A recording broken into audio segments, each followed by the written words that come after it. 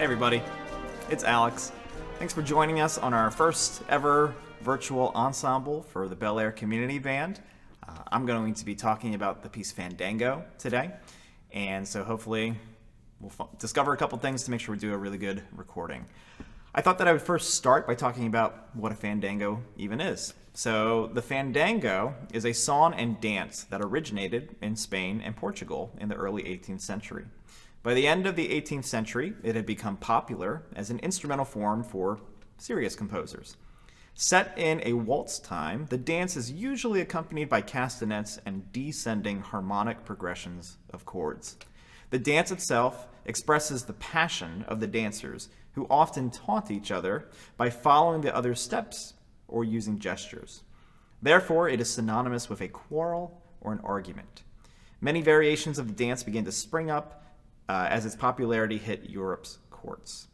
So I think that with this piece specifically, and a concert band adaptation of the Fandango, there's two things to keep in mind about this. One, it's an argument or a quarrel. So that's kind of some of this like aggressive brass playing, a lot of this accented motifs that we're going to have. And then also the idea that it's always a dance. So there's some times where we have more lyrical approaches to our playing, some more open releases, or sometimes where we're connecting one note to the next.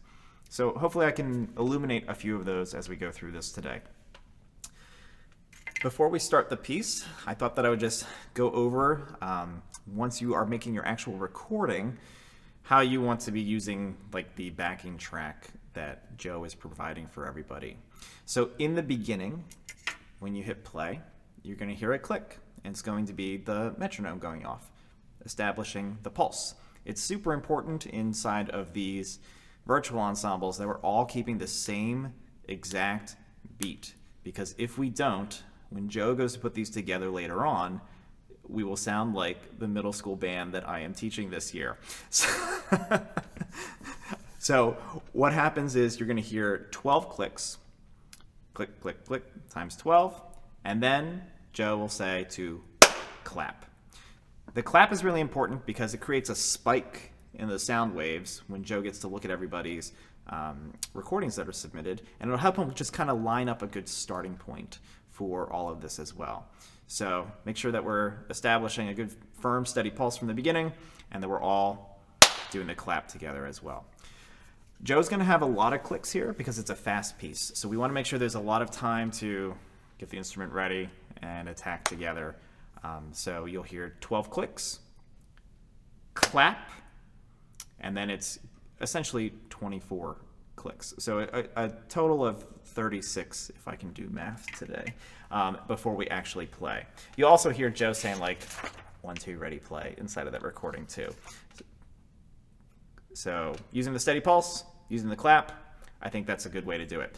We're just going to listen to that real quick so that we know what it sounds like, and then we'll go from there. We can go from the beginning. And 1, 2, 3, 4, 5, 6, 7, 8, 9, 10, 11, and clap. 2, 3, 4, 5, 6, 7, 8, 9, 10, 11, and 2, 2, 3, 4, 5, 6, 7, 8, 9. Ready, play. Good. And so I think that the easiest thing for us is I'm just going to show us 1, 2, 3 before we come in as well, just giving us a little bit of a visual indicator for the piece too. Once you hear the backing track coming in with the actual recording, you get to just play along with it and just play to the end. So, rehearsal time. Time to break apart a couple things. In the beginning, it's fortissimo, right? This is like the big announcement, the big dance. Dancers are coming on stage, right? So lots of energy put into the piece right away. And then we're going to play all the way to, where's that first mark? We're going to play from the beginning to circle 1, and then we'll pause. So, right from the beginning of the piece, here we go. 1.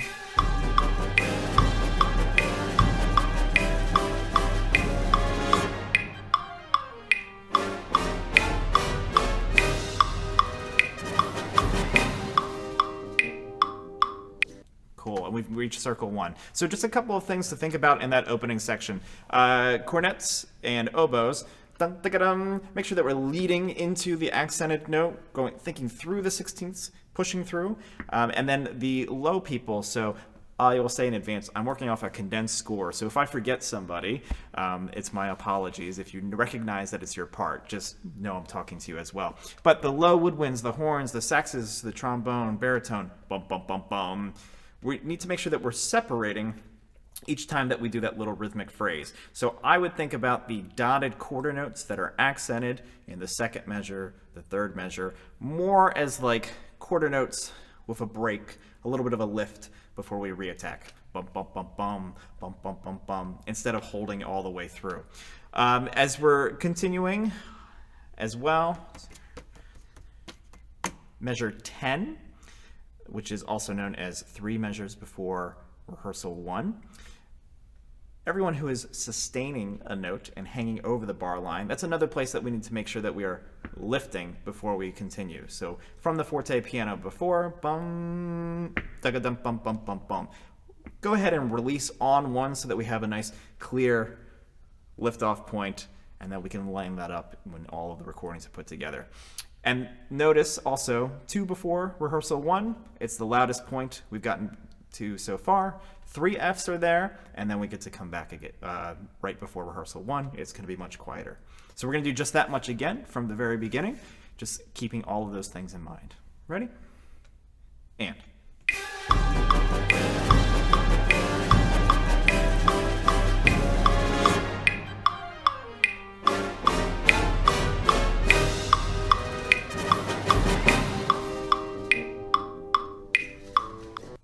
Excellent. And so those running eighth notes that happen right at the bar before 1, make sure that you are, you're doing a diminuendo same as everybody else, but not as much. We still want to hear that running boom, boom, boom, boom, boom, boom, to land us into rehearsal 1. Excellent. Okay, so we're in the next section now. I'm going to talk about it first before we play it. So a little bit different character. It's more distant, right? We announce that the dancers are arriving. It's time for the actual dance. So it's become a little bit more graceful, a little bit more connected. We have that main melody down to the lower section. Again, it's like the low woodwinds, bari sax, baritone trombone, right? It's just climbing away. I would say to follow like the natural phrasing. As it goes up, go ahead and play it out a little bit. As it comes back down, you can use a little bit of diminuendo. I'm pretty sure it's written in your parts that way the first time. Again, condensed score, so maybe, maybe not. But just lean into it, and as it comes down, away. And I think that that's a good way to approach that melody every time we have it. On top of that, we're going to have a little clarinet figure. This is a lot like looking forward music and then looking backwards music. So I think that even though it's marked as pianissimo, you want to think of an arrival point on the and of 2, and then you back away for the last 2 eighth notes of the measure. Every single time. It's just a little bit, but it's a nice little nudge to kind of move us in every single measure. You're kind of like the action, like the castanet player that's playing with the dancers here. I would also say that inside of this main melody, the phrasing is done for us. Every time that we come to the end of a slur marking, we can go ahead and have a breath there just to help line it up when Joe puts everything together too. And then for the cornet solo, it's marked mezzo forte. Don't be afraid of it. You want to be heard with there. It's just not playing with any edge. So here we go, right at pickup to circle 1. So 1 beat for circle 1. Ready? 1, 2.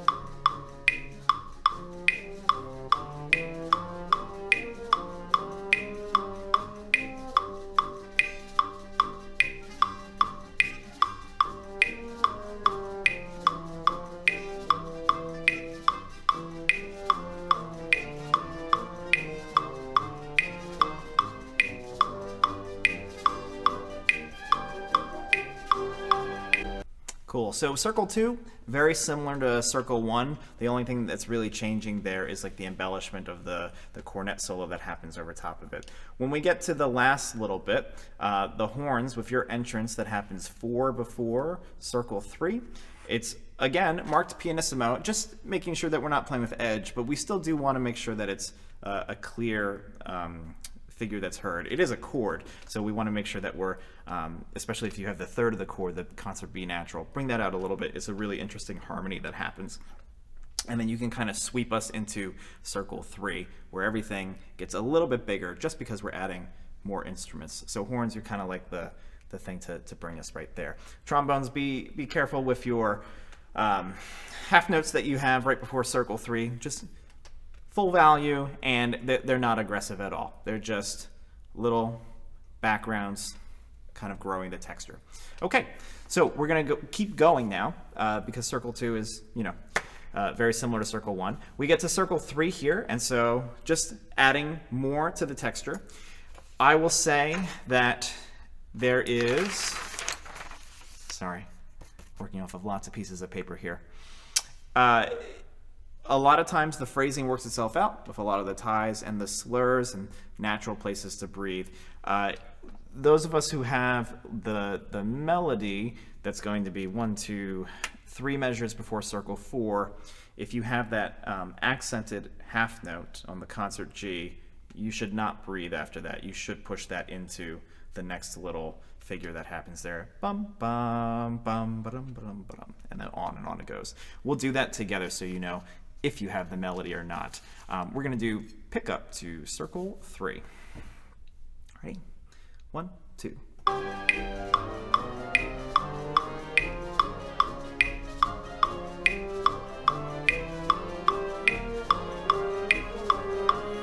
Right here.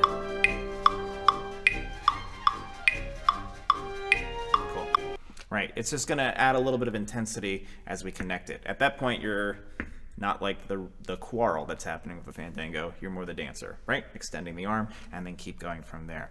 I think also that it's important to notice that the background changed too. Instead of just having bum, bum, bum, bum, bum, bum, gets a little bit more rhythmically active. Bum, ba-da-dum, bum, bum, bum, bum, ba-da-dum, bum, bum, bum. So again, that's marked as piano, but think more of like a piano plus right there. We're trying to build something before we get louder here. It's just a little bit of pushing the piece forward as we move on. I think that we're going to do, again, pick up to circle 3, and this time we'll keep going.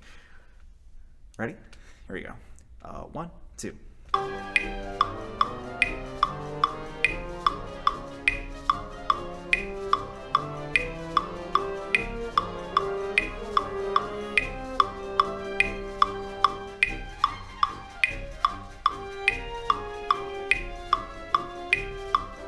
Breathe here.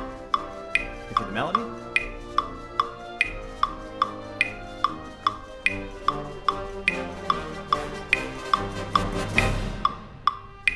Cool. And let's pause right there. So in the recording that we're using, the measure that's right before circle 5, there's a little bit of a tempo variance. They take just a little bit of time on beat 2 before there's a solo cornet part in on beat 3 to take us into circle 5. So that would be a part that I would suggest you practice a couple times with the backing track, just to make sure you know that feeling. Especially if you come in on the downbeat of circle 5, it's a little bit of tricky. It's even a little bit tricky here for me to follow along with it as I'm going here.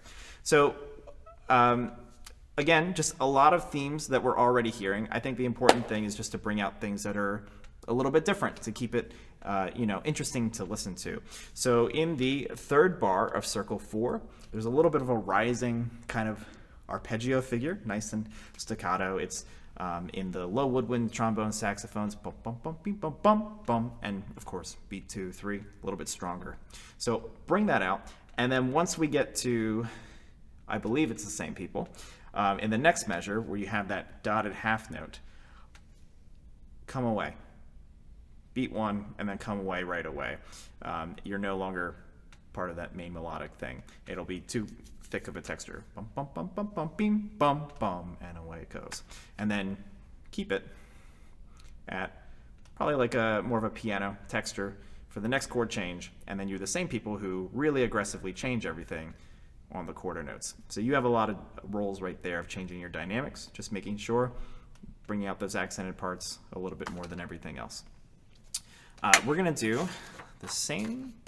No, let's go from the pickup to circle 4, work out that tricky transition for circle 5, and then we're going to keep going as well.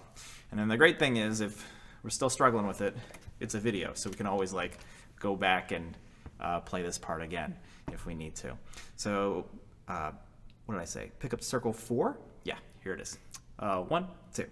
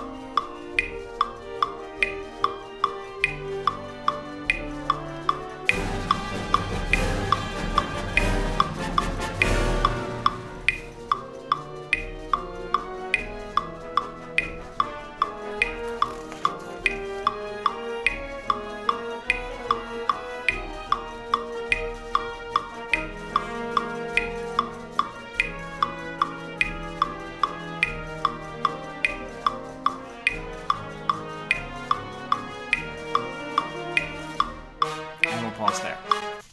Great. So I wanted to get us like a little bit of a longer part so we could kind of feel it. So again, a lot of things are just repeating upon themselves. We just want to bring out those things that are a little bit different along the way.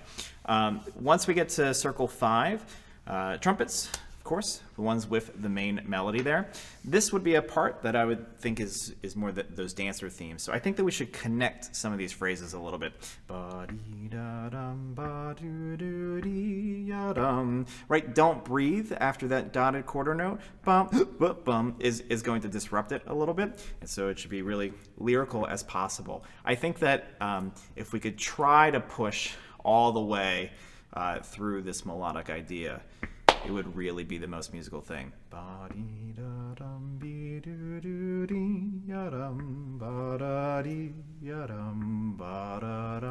And then we can come away. So pushing ourselves to do a longer phrase there than we've done with some of the melodic material beforehand. And then just, let it sing out. Same thing as some of like the quarter note melodies we had before. As it goes up, go ahead and let it grow. As it comes down, we can kind of come away with it. I think it'll have this really nice, like, expansive feeling. Great, so we are in 1, 2, 3, 4, 5, 6, 7, 8. The 8th measure of circle 5. At the end of this little trumpet melody, we have something that's being played inside of the clarinets and the low woodwinds. It's that little triplet figure. So just making sure, I would play that out. It's just you're the only ones who have something that's rhythmically pretty interesting, and it can get a little bit buried underneath of that trumpet sound. So you can push forward and then keep that half note sustained all the way to the downbeat. It'll help connect us as we're moving forward into that next section. As we move into the next measure, the 9th measure of circle 5, horns, saxes, you take over the melody, and so this is the first time the melody is actually marked as forte. So we've started small and we're slowly building. So not forced. We don't want it to come off as like brassy or as like a reedy sound, but just nice and, supported as we're moving forward here. And then flutes and clarinets, beep up. I would accent, no, that's the wrong word. Sorry. No, don't say the word accent. Subliminal messaging has been put in your head. Now everybody's going to accent it. No. I would bring out the lower octave more than the upper octaves, but don't accent it. Bump, beep, bump. It's the first time that we've had like really a nice rhythmic figure from the upper woodwinds at this point too. So it might not look like too much, but we do want to make sure that we hear it. Okay, and then as we finish through this little section, right, the aggressive part comes back in. 1, 2, 3, 4 bars before 6. And then we keep going with this main melody. So let's start there. We're going to start 4 measures before circle 6, where the character of the piece kind of changes, and we're going to go for a little bit here. Ready? 1, 2, 3. Oops. Technical malfunction. Sorry. 4 measures before 6. 1, 2, 3.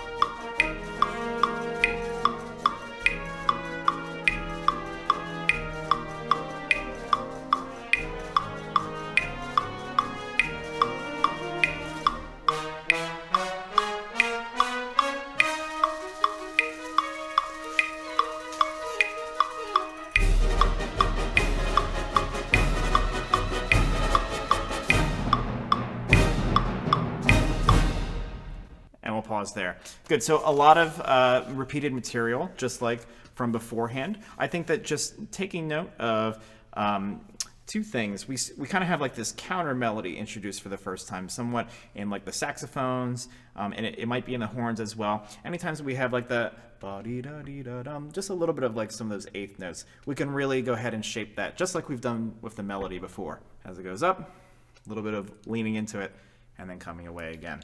It happens like twice in that section from the same group of people, but I think that they'll know who they are. It's very different from anything before.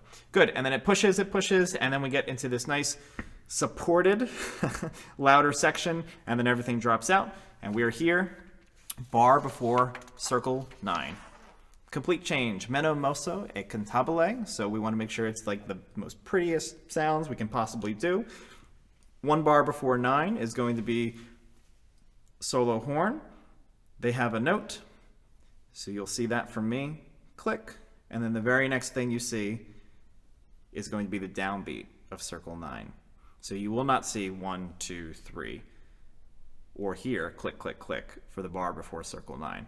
You'll just see 1 click for the horn solo, and then we'll be in time for the new tempo.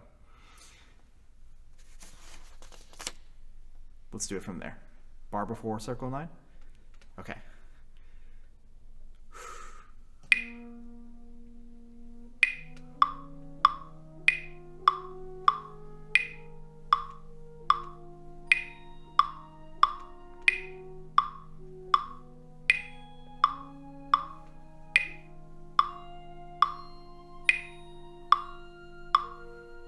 And let's pause there. So already you'll probably notice that the recording that they have has a lot of push and pull in here. It's not really keeping the steadiest pulse. So it'll probably be like a more challenging section for us to keep it nice and light and a little bit of a push and pull. Probably a good spot to go back and listen to it and watching when we do the actual conducting video too. I will try to be as clear as possible. Overall in this video, I'm trying to just be a lot of like the human metronome action. Okay, so once we get here, knowing that we have a nice, beautiful melody underneath, if you have longer notes, right, you want to make sure that we're sustaining them for their full value to give nice and support there, but it's really like a hollow, like ephemeral type sound underneath. The flute and the bells, when you come in for the 4th bar of 9, and then again at the 6th bar of 9. That's just a little embellishment that happens on top. Flutes, really think of being like the bells there. It's not like a full sustain. It's bing, bell tone, and then coming away. When you get to your 3rd entrance, F, C, B flat, F, that's not in my range. That would be the one time to actually sustain the longer note all the way to the downbeat. The first 2 times you come in, not so much. That one more so. We're gonna do that one more time just because it's super tricky for me and you. Bar before circle 9.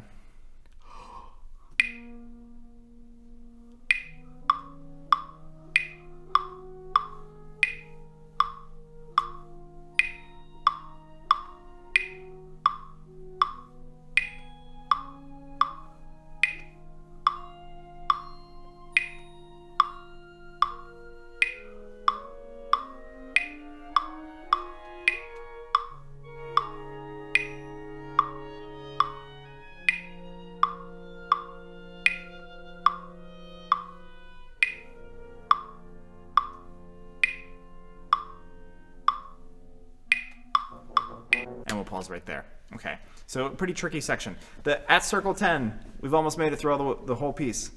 Nice job if you've made it this far in the video. Okay, circle 10 is where we begin to bring that whole like more aggressive sound back in here. And so it's an a-tempo subito. So clarinets, it is marked sforzano pianissimo.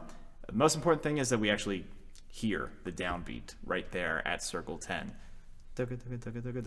So I would bring out that first note, maybe a little bit more than you think you need to in the pianissimo range, and you kind of just take us off from there. All of this material at circle 10 is just like the first introduction of like the fanfare theme and then the opening melody. So we're going to play from 10, which is the a tempo subito, all the way to 13, which is the presto, and we'll pause there for that tempo change. So right on 10.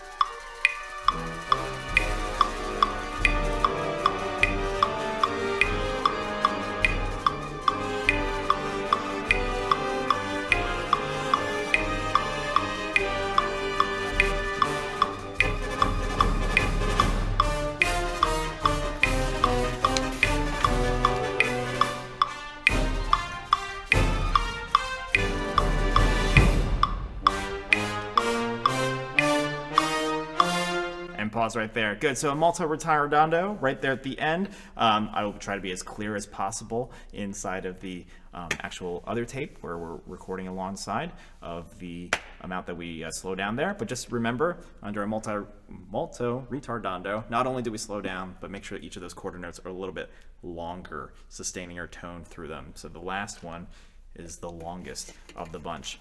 Okay, so a lot of that is repeated material. I will just say one thing, 1, 2, 3 measures before circle 12.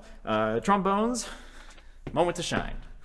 Bum, bum, bum. I will challenge you to use as full of a beautiful sound as possible right there, and it just really needs something because it's at the end of the phrase.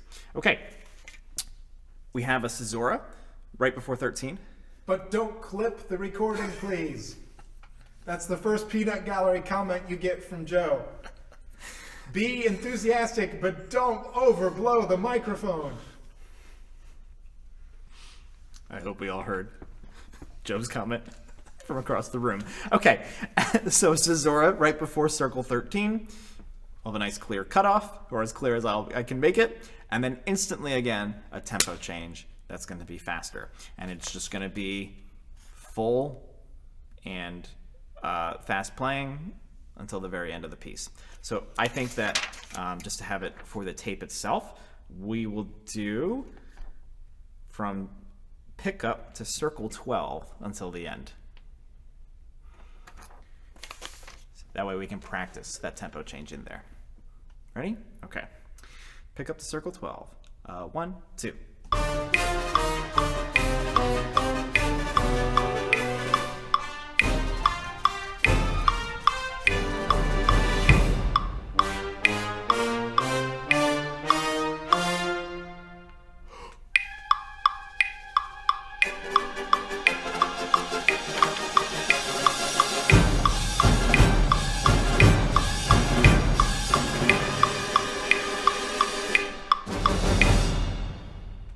Great. And then that last note, just like any place that you have something that's really accented in this piece, just be careful not to clip the note too short. Right? We want to make sure that there's tone behind it. Bum, bum, bum, bum.